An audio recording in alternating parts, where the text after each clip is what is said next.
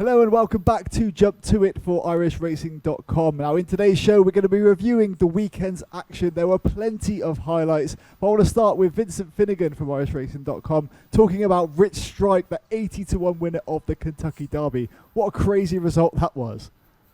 Oh, unbelievable. Yeah, one of these rags to riches stories. In every sense, it was amazing. The horse only got into the race at the last minute when there was a withdrawal on Friday. And just before, I think it was only 30 seconds before declaration time, that the trainer Eric Reed found out that his horse was going to make it into the lineup. What's astonishing here is, first of all, Eric Reed, he had one of those barn fires, which there's been quite a few of in Kentucky over the years. But back in 2016, he lost 23 horses with a barn fire. It was supposed to be a lightning strike, hit the barn. They saved some of the horses, but 23 of them died. So you think that was nearly the end of his career, basically. But he's come back out of it. And this horse, Rich Strike, what a rags to rich story this is. Bought for 30 grand out of a claimer, $30,000 out of a claimer back in last October, November time. And comes out at 80-1 and wins under a rider called Sonny Leon, a Venezuelan who no one had ever heard of as well. He rides on the lower circuits around the area. Comes out and wins 1.86 million, coming from last to first. An astonishing race. Even the commentator almost missed the horse. They'd gone by the line by the time he mentioned the horse coming through. He was miles behind, and the two favourites were battling it out up the straight, a long way clear of everything else. He was still back in the pack, weaving his way through.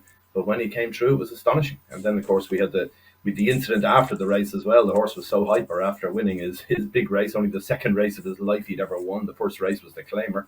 And then he goes and wins the Kentucky Derby, and then he started to get all excited, and he was trying to bite the pony rider and the pony that was bringing him back in after the race. So there was a bit of an incident there where the guy riding the pony appeared to punch him in the head. So it was more of a smack to get him away, I think, than anything else. But like, there was a bit of a storm in a teacup.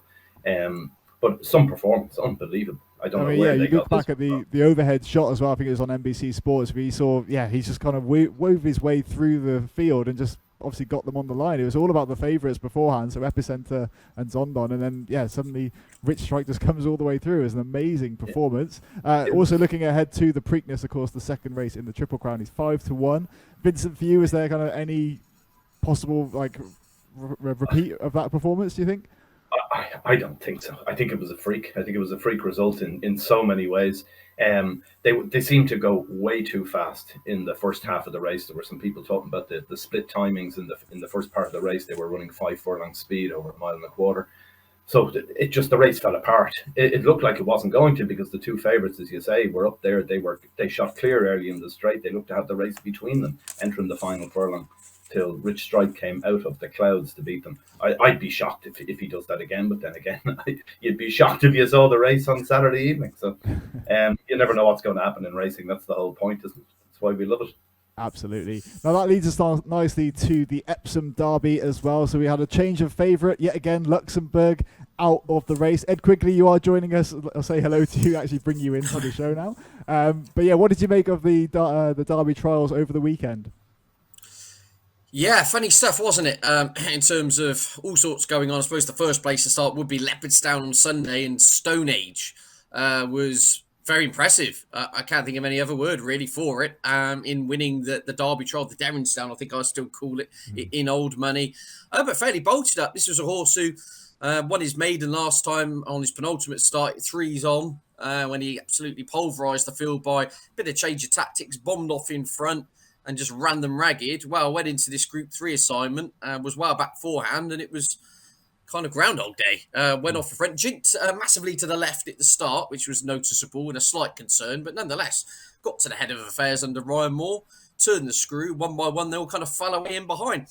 I'm really kind of fence-sitting in regards to Stone Age. I don't know whether he's unbelievable value for the Derby at 3-1, or whether he's just an absolute awful price at 3-1. So by that logic, I suppose bookmakers have probably got it priced about right, because there are echoes of Baljoy Ballet in my head here. Of course, we saw do a very similar performance in bolting up in this race 12 months ago, and then went to Epsom and was a total flop, and he's kind of everything since then has been underwhelming. I know there are excuses. I think he got a cut, didn't he, at Epsom that day, etc., etc. But are we in danger of perhaps going a little bit overboard on the back of 2 odds on wins, one of them in a maiden, And suddenly, when you see the horse up in class against proper Group 1 animals, will look limited. And also those kind of swashbuckling on the front end tactics of trying to ride everyone into the ground.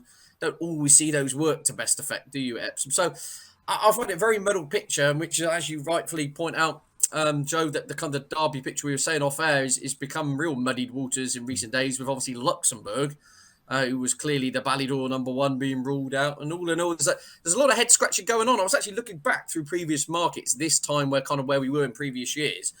Seldom were you 4-1 the Oaks field and 3-1 the Derby field only 4 weeks before. Every previous year, there's been some even money poke, a St. Nicholas Abbey or a Camelot alike, in there, and one horse everyone's aiming at. Here, there's a real uncertainty, and I do still think both the Derby and the Oaks pictures are still rife and open for something left of field to come into the picture.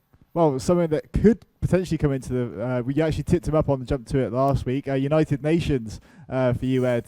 What did you make of his performance, seeing off Walk the Stars?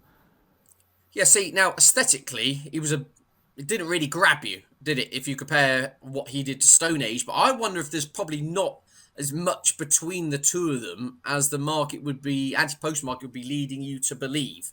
I think it's a pretty good performance from United Nations. He showed real gutsy attitude. He does look quite slow, I have to say. He came off the bridle a long way out, but he didn't throw the towel in. I think the Godolphin horse he saw off is a pretty useful yardstick, and he just showed real willing attitude and guts. And when I thought, well, perhaps the towel going in the final furlong, he pulled out more and went again. Now, clearly, they want this horse to be a Derby horse, because he's won the Derby trial, but he's got a lot of looking for Epsom, in the sense that his penultimate start was at Epsom, so they've given him experience at the track. And if you were going to name another course in England which replicates Epsom other than being in Epsom, you'd run a horse at Lingfield. So they're clearly doing everything they can to get this horse right and get him the experience needed in order to win on the left hand up and downs and the kind of idiosyncrasies which we'll experience at Epsom next month. So again, he's 12-1 now. It wasn't flashy, but it was gutsy. With Luxembourg out of the picture, I thought, after his Guineas performance, I thought, crikey, he's going to be going off even money poke for this. With him out of the frame now, it's a wide open field. I just think there's a lot of guesswork still in the market, from bookmakers, pundits, journalists, trainers, everyone aside here. And I do think there's probably are some risks. It's finding them. My gut feeling is perhaps, as an overall synopsis of the weekend, Joe, would be perhaps Stone Age is a little bit of overreaction in the market to what he's done. And I actually think United Nations has perhaps been a little bit underrated in what he's done. I thought it was a fair performance. Clearly a mile and a half would be his trip, and he's got experience in Epsom. He was gaining on the leaders when he ran over 10 furlongs at Epsom. So all in all, I'd probably have him single figures to win the big one. And yeah, he'd probably be the angle in it at the moment. But obviously we've got the Dante later in the week. That'll probably throw up another load of questions for the Derby market. So it's quite exciting, because I'm still there with my goggles on, Joe, trying to find this mysterious 80-1 poke. I'm convinced there's something further down the line. There's something in there that's got to come into the picture. It's just working out where it is at the moment. Yeah, and Vincent, for you, after what you saw in the Derby trials, do you share that view of Ed? Are some horses perhaps undervalued at this point? Well, I think the big thing is that the change from the Guineas time, when the 2,000, 1,000 Guineas in Newmarket only a couple of weeks ago, with Aidan O'Brien was struggling at that stage. He had 2 third-placed horses. He had a flop with that Tenebrism as well. So he'd Luxembourg finished third, and then that became Derby favourite on the back of that. Now that's out. We've had Change in the Guard was heading towards favouritism after winning at Chester. Now we've got Stone Age has gone favourite for the Derby.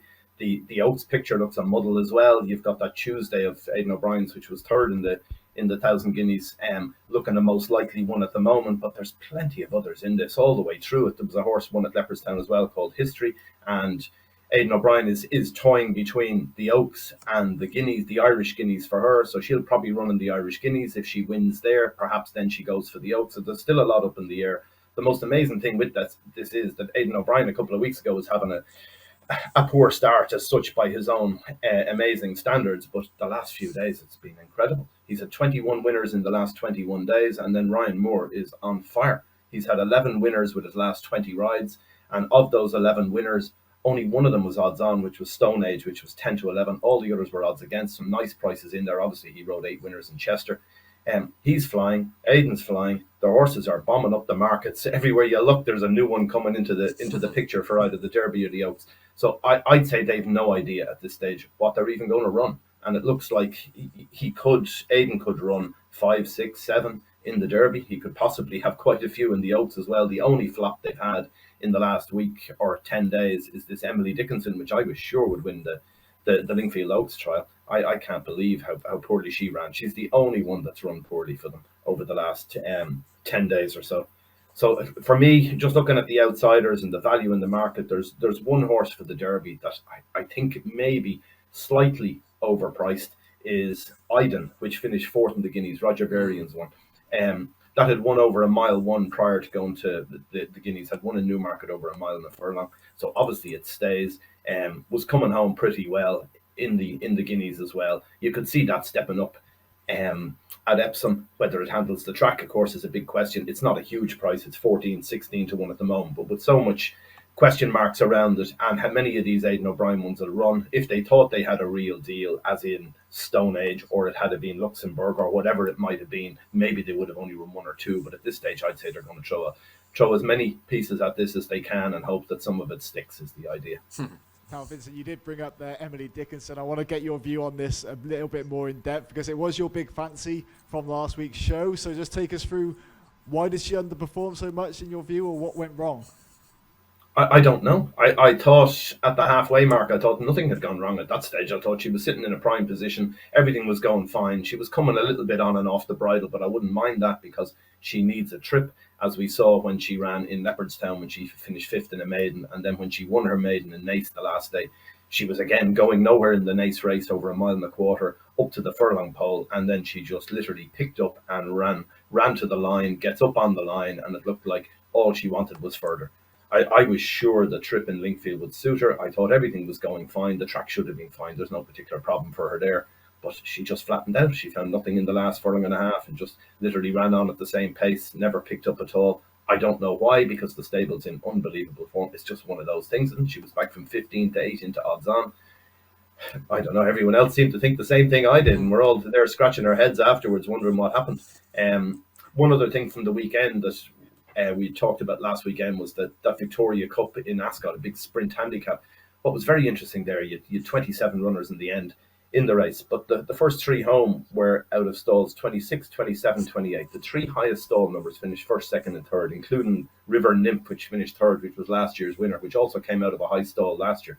I think last year there was no single figure stall number in the first 7. This time there was only 1 in the first 8. There's obviously a serious draw bias there, and you wouldn't think so on a straight track. It should be fine for both sides of it, but obviously not. So I don't know what Ed thought of that race, if he saw that Victoria Cup. Yeah, indeed. Yeah, it was interesting, Vincent, wasn't it? As you say, it's that great unknown, the old draw bias beforehand, and your money can be up in smoke when you find out, you're drawn in the virtual car park for 1 furlong into the race. But yeah, it's becoming a bit of a, you want to see perhaps a couple more years of the trend to continue, and then there will be a few chats with the clerks of the courses and etc. If there's the mysterious hose pipe's gone on the far side overnight or something. But you're quite right to point out. Normally those kind of races, somewhere around Chester, over 6 furlongs, you can understand, the need to be in stalls 1 to 3 or something, around somewhere like that. But yeah, it's a fascinating observation that on the straight course over 7 in Ascot seems to be a trend to one particular side of the track. Yeah, I wouldn't be privy to kind of answer why that is specifically at the moment. We had this last year at Royal Ascot as well. There was a huge draw bias there as well last year. That it was all about the ground was pretty soft, I think, last year in Royal Ascot, but there was a big draw bias there as well. There were some horses in some of the low numbers may as well have stayed at home. And you'd wonder, is that going to be a thing with Ascot? What are they doing? Why is that happening? I don't know. Like a straight track, you should have a reasonable chance from anywhere, maybe not in the very centre, but you'd think both wings should be okay because they've got rails to ride up along.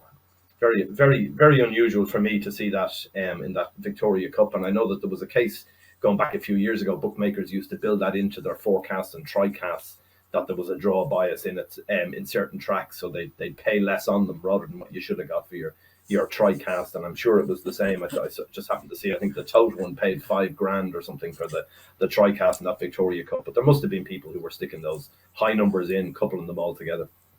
Vincent, I'd be happy with any TriCast, let alone what price it is. There you go.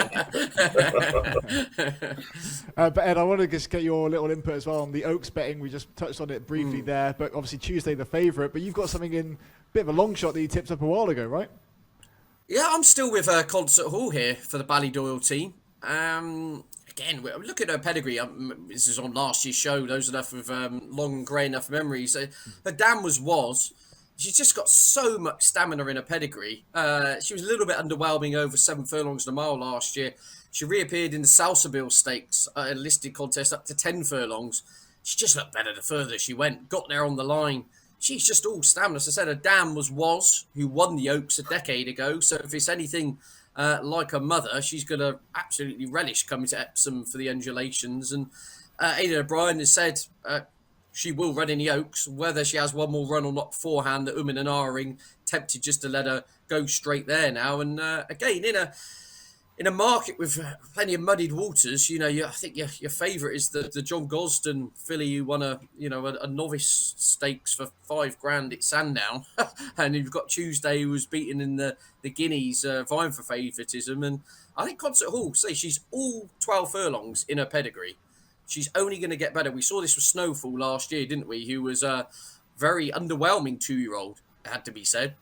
Didn't really set the world alight, but when she went up in trip, she just took off. Now, I'm not saying she's going to be the new Snowfall and win the Oaks by record distance, but I'm saying the kind of the similarities are there from a pedigree angle. And so, yeah, Concert Hall, she's 12-1. I generally think she should be a lot shorter, it has to be said. I wouldn't be shocked if Ryan Moore ended up riding her as well. I know the market is assuming Tuesday is the one Ryan will be on, but there's still 4 weeks to go. And I say Concert Hall's done very little wrong, and everything about her suggests a mile and a half at Epsom would be perfect for her. And she's in a race full of uncertainty. She's kind of done it to some extent in the fact she's going to probably come into the race on the back of a win on the upgrade for going up in trip. So yeah, I'm really keen on the chances. I really have. I backed her bigger prices. I still think 12-1. There's a lot of mileage in that price. I was going to say you backed her a lot bigger price than you earlier on in the season. Yeah, so I think it was 50s for last August show. If you can, I know producer Hans know that he'll be up to 4 a.m. trawling through the old footage to find the quote. But yeah, look, I just think everything about her screams 12 furlongs at Epsom, and sounds like she's going to take a chance in a race which could cut up even more. I wouldn't be shocked if she started 11-2, 6-1. Lovely stuff. Now, of course, before we actually get to our show on Friday, there's going to be the Dante Festival at York kicking off. So, Ed, just take us through some of the key races that are happening at York that may impact the Derby and the Oaks going forward. Yeah, obviously on Thursday we've got the Dante itself, traditionally a proper Derby trial, haven't we? Desert Crown for Sir Michael Stout is the one we're all looking forward to seeing. He's around 6-1, 11-2 there or thereabouts to win the Derby in 4 weeks' time. Only had one race course start, cost an absolute fortune, which is often the case with some of these precocious bred individuals. It's Nathaniel Colt, best part of 300 grand, fairly bolted up in a Nottingham maiden at the back end of last year. It was a Nottingham maiden. It was soft ground, but destroyed them in the manner of old Workforce from previous days from the same yard. So, look, again, guesswork involved really when you're, I said, your second favourite for the Derby is a Nottingham maiden winner. That's rather the kind of mantra for the whole picture at the moment. But look, really excited type. He's around 7-4 to win the Dante on Thursday, whereas on paper, because we don't know at the time of recording declarations, on paper it sounds like Magisterial for the John Gosden team is going to be running in that as well. That won a Leicester maiden over 10 furlongs last month. Quickening up well in the hands of Frankie Dettori. So obviously if either of those two put in a big performance, they will shorten up dramatically for the Derby. There are other races to note. Obviously we've got the Musador as a good Oaks trial, and we've also got the Yorkshire Cup where old friend Stradivarius sounds like he'll be back for more against his friend and foe Trushan. They could be locking horns on the Knavesmire at the end of the week, which would be absolutely fantastic. Just a word of warning though, obviously do keep your eyes on the weather, because Alan King has said all along that Trushan must have some sort of give in the ground in order to run. It's currently good there, good to firm in places at the time of recording, and I can see nothing but sunshine over the Knavesmire all week. So it could end up being, by default, the old boy Stradivarius is in a 3 or 4 runner race as an odds-on favourite again. Remarkable, really. I mean, he's a brilliant advert for flat racing. We often moan about some of these flat horses come and go and we never see them again. He's back for more fun. Connections say we'll keep running him until he's showing us he's had enough. And so, yeah, lots to look forward to on the Naves Mile this week. There's going to be classic clues. There's going to be old friends out. And York, you ever get the chance to go, Joe, it's an absolutely terrific meeting. And to say, it looks like it's going to be 20 degrees and the diet lemonades will be flowing. Lovely stuff. Now, of course, you can keep track of all the action at York as well as the other meetings throughout the week over on irishracing.com. But Vincent, last word for you. Any races that you're particularly taking an interest in this week at York especially? Just that Dante will be interesting to see what runs, and it's always a very good trial. We've got quite a few of Aidan O'Brien's still entered in it. Whether they run or not is the question. You've got Point Lonsdale is in it, Shark Bay, Sussex. Decent level of form. He's also got Bluegrass in it as well, I say. So you'd never know what's going to pop up. The way Aidan O'Brien's are running, I'd be watching that, and he runs in York anyway, because they really are on fire with Ryan Moore on them. So it might be a bit of value still in them. Hard to believe the prices that they were in Chester. Some fantastic prices you're getting about horses, probably prices you won't get for the rest of the season. So maybe the bookmakers would have copped on by York with the form that Aidan and Ryan are in, but maybe there's still a bit of value to be had. It'd be interesting to see what they run over there. Well, absolutely. Some cracking racing coming our way over the next few days. And of course, then there'll be plenty of racing to be had over the weekend as well, which we'll get to in future shows, as well as looking ahead to the Derby. But for now, Ed Quigley and Vincent Finegan, thanks a lot for joining me.